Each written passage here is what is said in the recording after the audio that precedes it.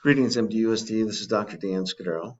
I'm doing a summary of the CSEA 2019-2022 contract approved by the board on February 22nd of 2022.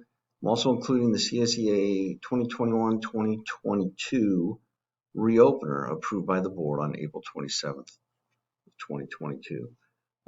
First off, I want to go over some changes to the bereavement leave.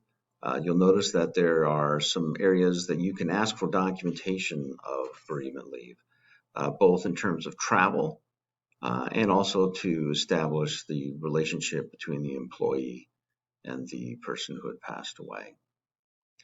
And again, once you ask for this, the employees need to give you this proof within 20 days. Then we come to parental leave.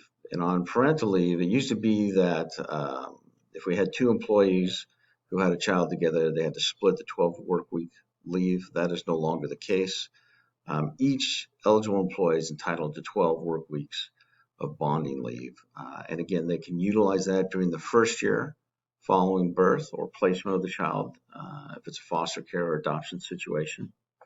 So that 12 weeks can be used throughout the year, and it can be intermittent, which means that they can use it all at once in a continuous period of time, or they can break it up in 2-week periods throughout the year. In terms of sick leave,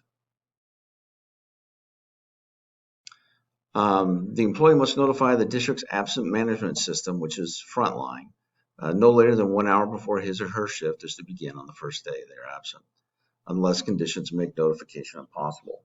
And in the event that Frontline is down or for some reason they can't access it, they can notify you, the immediate supervisor, by email, text, or phone. And then the verification piece, similar to before, we may require them a doctor's note if they've been absent for 5 or more consecutive work days.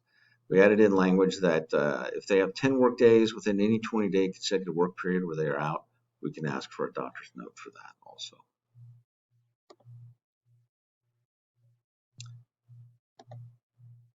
And then we come to the salary for the 21-22 school year. This came out of the reopener.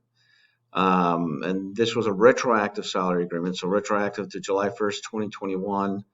All members got a 4% increase to the salary schedule.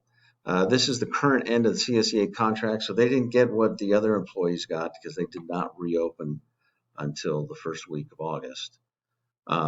Later on, you'll notice that CSEA did get the 3% one-time payment because they had a Me Too agreement reference to everyone.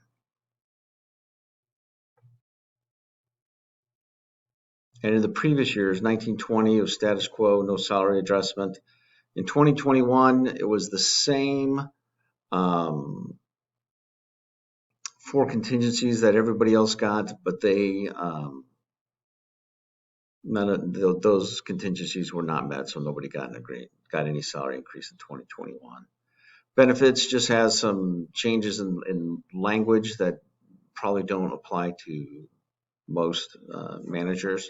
When we get to discipline, you'll notice that in discipline, probationary employees who are released with or without cause during the probationary period no longer will be entitled to an administrative hearing before the chief of HR, and will no longer be entitled to further review by the superintendent, and no longer be entitled to further review by a final hearing before the board.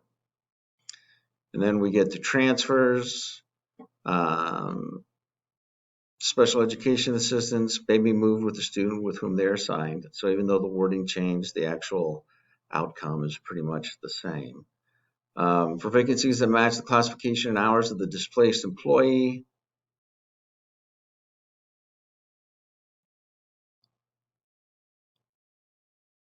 the employee will be offered these positions first. So again, this is getting back to seniority. If there are no vacancies, the displaced employee has the option to bump the least senior employee in the classification and hours from which they are displaced. What does that mean? That means that if an employee is displaced because of personnel cuts, They have the right to go into a vacancy that matches their job. And if there is no vacancy that matches their job, what I mean by job is the exact job title and the exact FTE that they currently have.